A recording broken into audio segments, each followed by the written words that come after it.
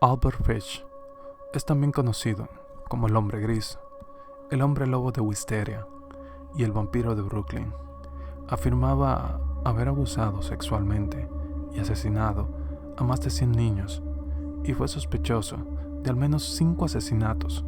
Confesó 3 homicidios que la policía fue capaz de investigar para encontrar al homicida y confesó haber acuchillado al menos a 2 personas más. Fue sometido a un sonado juicio por el asesinato de Grace Budd, condenado y ejecutado. Nació en Washington, D.C. Era hijo de Randall Fish. Según él, fue nombrado así a causa de Hamilton Fish, un familiar lejano. Su padre era 43 años mayor que su madre. Albert era el hijo más joven y tuvo 3 hermanos vivos, Walter, Annie y Edward Fish. Él quiso llamarse Albert después de la muerte de su hermano y escapar del sobrenombre huevos con jamón que le fue aplicado en el orfanato, en el cual transcurrió una buena parte de su infancia.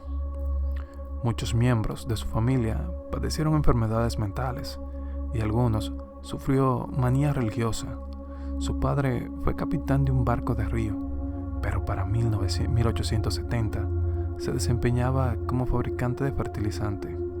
El viejo Fish murió de un infarto de miocardio en la estación 6th Street de ferrocarril de Pensilvania en 1875, Washington, D.C. La madre de Albert lo envió a un orfanato cuando apenas contaba con 5 años. Ahí fue azotado y golpeado frecuentemente y después de un tiempo descubrió que disfrutaba del dolor físico. Los golpes le provocarían orgasmos frecuentes, por lo que los demás huérfanos lo molestaban. Para 1879, su madre consiguió un empleo en el gobierno y fue capaz de cuidarle. Sin embargo, las experiencias vívidas anteriormente le afectaron. Comenzó a tener relaciones homosexuales en 1882, a la edad de 12 años, con el hijo de un telegrafista unos años mayor. La juventud también llevó a Fish a prácticas como urofagia y coprofagia. Fish comenzó a visitar baños públicos en donde se excitaba con los olores y sonidos, y piscinas públicas donde podía ver jóvenes desnudos, y gastaba una buena parte del fin de semana en esas visitas. Hacia 1890, Fish llegó a la ciudad de New York. Dijo durante sus confesiones que se había vuelto un prostituto. También afirmó que comenzó a violar a muchachos jóvenes, un crimen que siguió cometiendo aún después de que su madre le arregló un matrimonio. En 1898 se casó con una mujer 9 años menor que él. Tuvieron 6 hijos: Albert, Anna, Gertrude, Eunice, John y Henry Fish. Fue arrestado por malversación de fondos y sentenciado a prisión, purgando su delito en la cárcel estatal de Sing Sing en 1903, donde mantuvo relaciones sexuales con distintos presos. Desde 1898 trabajó como pintor de brocha gorda en casas particulares y afirmó que aprovechó para cometer abuso sexual con al menos 100 niños varones, generalmente menores de 6 años de edad. Fish comenzó a intensificar sus visitas a burdeles, en donde pedía a las prostitutas que le azotaran y golpearan. Recordó un incidente en el cual un amante masculino lo llevó a un museo de cera con modelos anatómicos en donde Fish quedaría fascinado con la disección de un pene. Poco después, desarrollaría un interés mórbido por la castración. Hacia 1910, durante una relación con un hombre con una discapacidad mental, Fish procuró castrarlo después de atarle. El hombre gritó tanto que Fish se asustó y huyó. En enero de 1917, su esposa lo abandonó por John Straub, un hombre hábil que abordó a la familia Fish. Seguido a este rechazo, Fish comenzó a escuchar voces. Por ejemplo, en una ocasión, se envolvió en una alfombra, aduciendo que seguía las instrucciones de Juan el Apóstol. Fesh cometió lo que pudo ser su primer ataque en la persona de un joven con discapacidad mental llamado Thomas Baden en Wilmington, Delaware, en 1910. Tiempo después, acuchilló a un niño también con discapacidad mental hacia 1919 en Georgetown, Washington, D.C. El 11 de julio de 1924, Fesh encontró a Beatrice Kiel, una niña de tan solo 8 años de edad, jugando sola delante de la granja de sus padres en Staten Island. Le ofreció dinero para que la acompañara y le ayudase a buscar ruibarbo. En los campos vecinos, la niña estaba a punto de abandonar la granja cuando su madre ahuyentó a Fesh. Fesh se alejó, pero regresó después al granjero de la familia Kiel, donde trató de dormir por la noche para ser descubierto antes por Hans Kiel, quien le dijo que se fuera. Así, el 25 de mayo de 1998, Edward Bott colocó un anuncio clasificado en la edición dominical del diario The New York World que decía: hombre joven, 18 años, desea posicionarse en el país. Edward Bott, 406 West 15th Street. El 28 de mayo de 1928, Fesh, entonces con 58 años de edad, visitó a la familia Bott en Manhattan, New York, bajo el pretexto de contratar a Edward. Se presentó a sí mismo como Frank Howard, un granjero de Farmingdale, New York. Al llegar, Fesh conoció a la joven hermana de Bott, Grace, que contaba con tan solo 10 años de edad.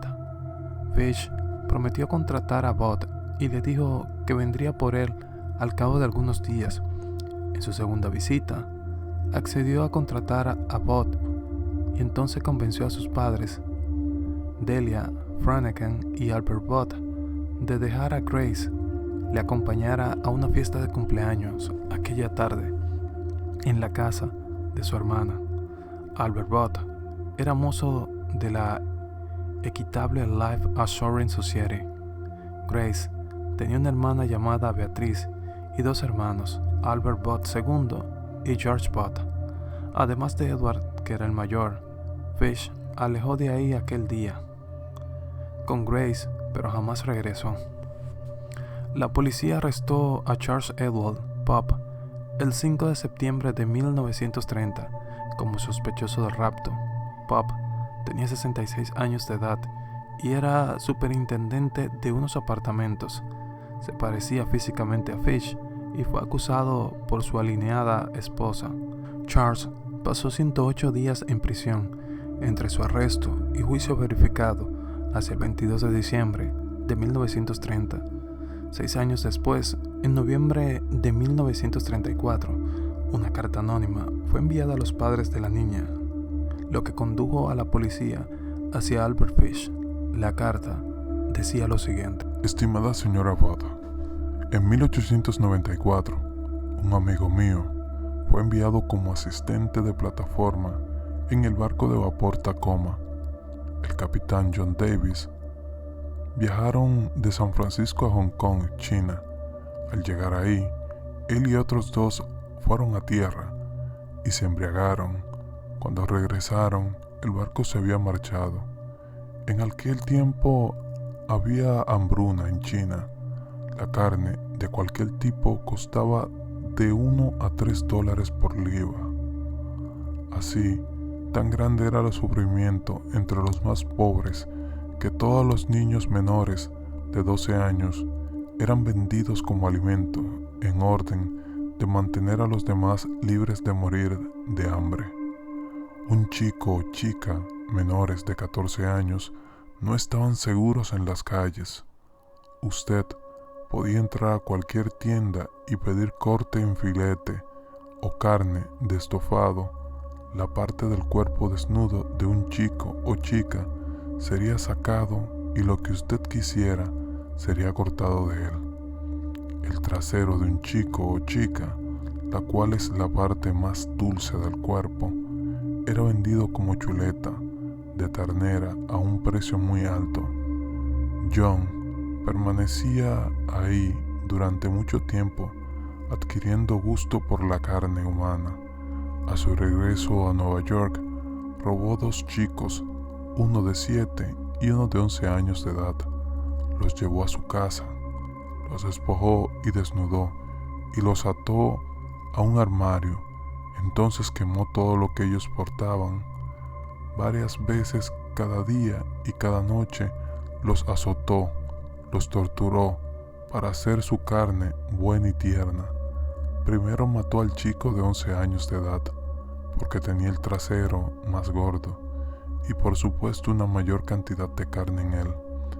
Cada parte de su cuerpo fue cocinada y comida, excepto la cabeza, los huesos y los intestinos.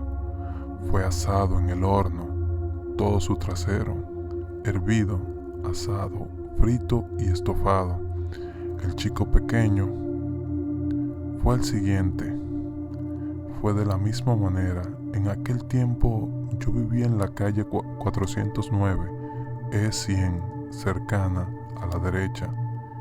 Él me decía frecuentemente cuán buena era la carne humana, que decidí probarla. El domingo 3 de junio de 1928, yo le visité en el 406 de la calle 15. Le llevé un pote de queso y fresas. Almorzamos. Grace se sentó en mi regazo y me besó. Decidí comerla. Con el pretexto de llevarla a una fiesta, usted dijo que sí, que ella podría ir. Le llevé a una casa vacía en Westchester, que yo ya había escogido. Cuando llegamos, le dije que se quedara afuera. Ella recogió flores, subí y me quité mis ropas. Yo sabía que si no lo hacía, la habría de manchar con sangre. Cuando todo estuvo listo, me asomé a la ventana y la llamé. Entonces me oculté en un armario hasta que ella estuvo en la habitación. Cuando ella me vio completamente desnudo, comenzó a llorar y a tratar de correr la escalera abajo. La atrapé y me dijo que se lo diría a su mamá. La desnudé, pateó y me rasguñó.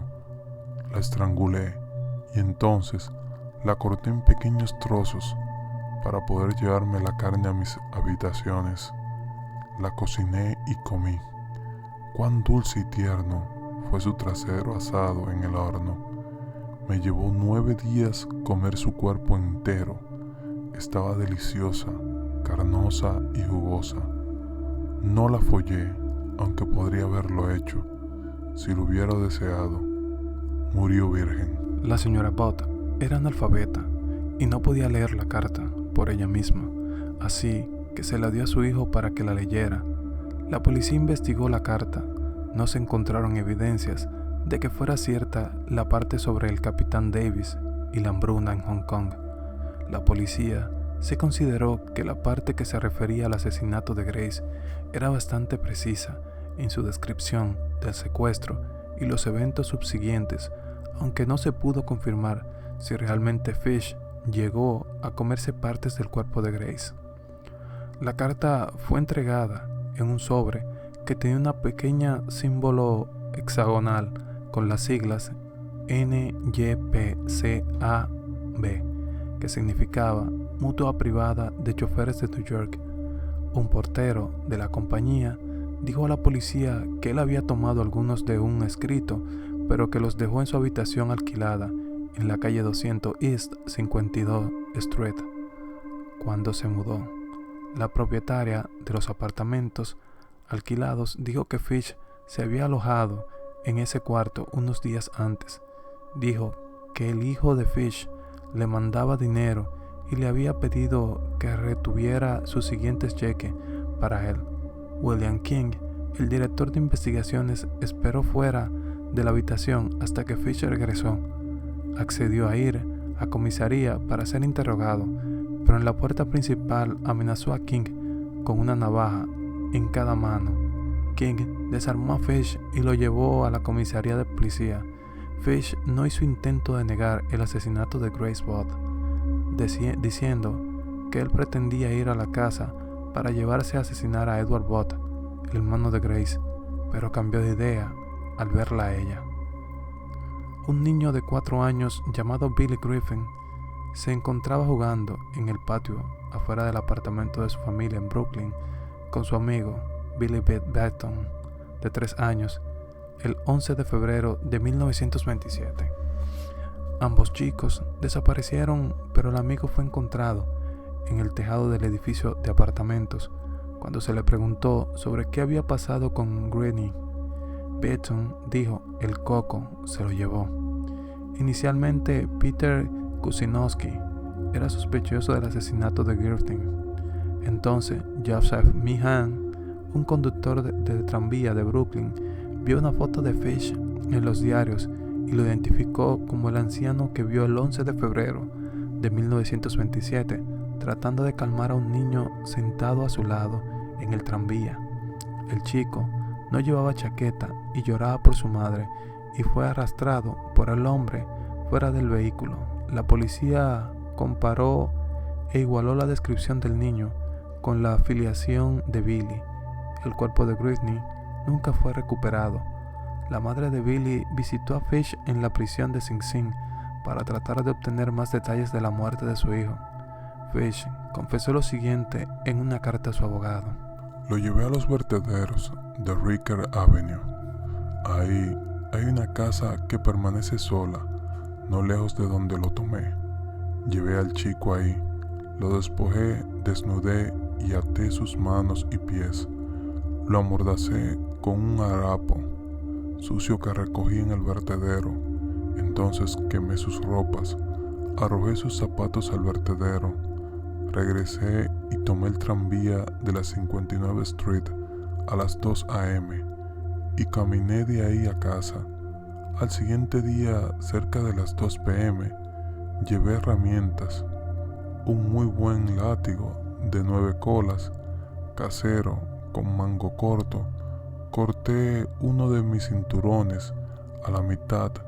Corté esas mitades en 6 tiras de cerca de 8 pulgadas de largo. Azoté su trasero descubierto hasta que le sangré. Corrió por sus piernas.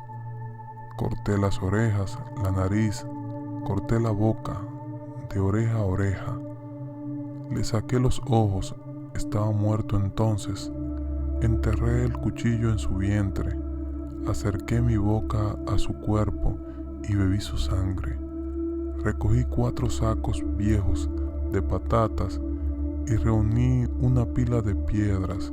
Entonces lo corté en pedazos. Tenía un fardo conmigo, pues su nariz y orejas y unas cuantas rajas del vientre en el fardo. Entonces lo corté por el centro del cuerpo, justo debajo del ombligo. Después, a través de sus piernas, aproximadamente 2 pulgadas debajo de su trasero.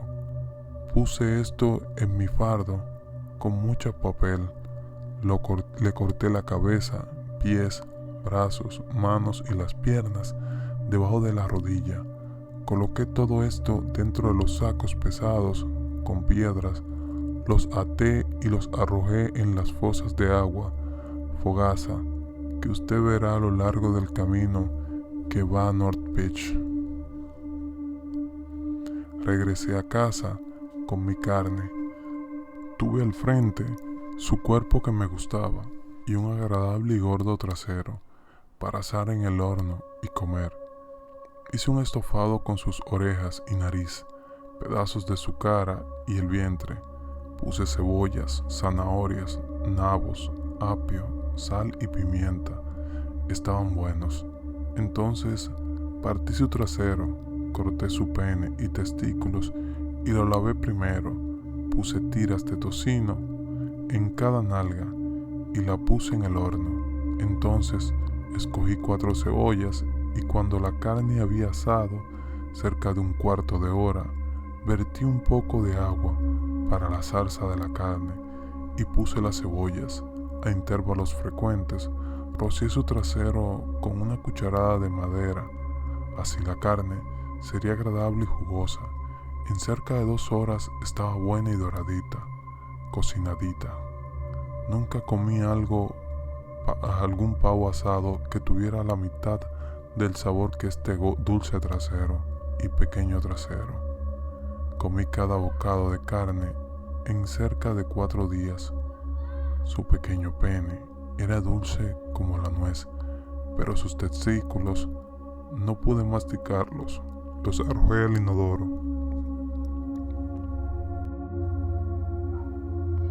El juicio de Albert Fish por el asesinato premeditado de Grace Potter comenzó el lunes 11 de marzo de 1935 en White Plains, New York.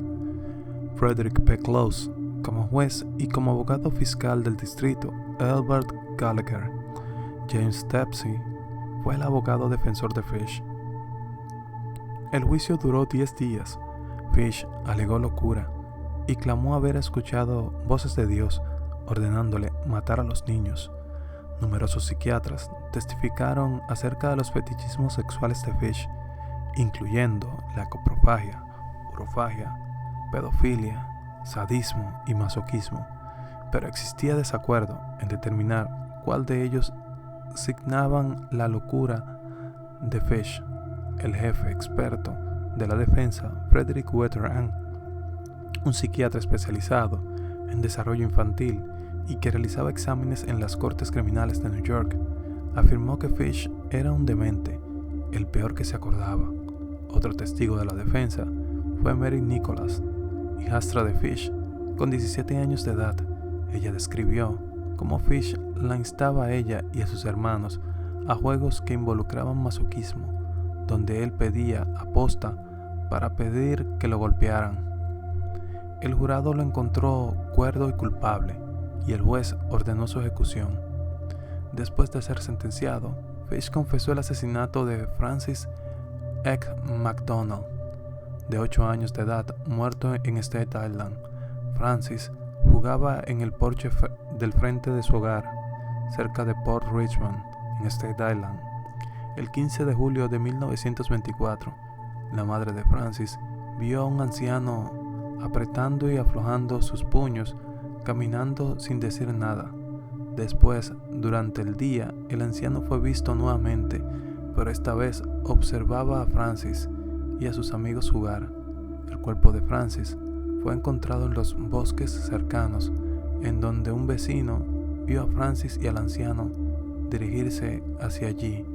Aquella tarde había sido estrangulado con su propia ropa interior y sodomizado. Tenía las laceraciones en las piernas y le faltaba una pantorrilla.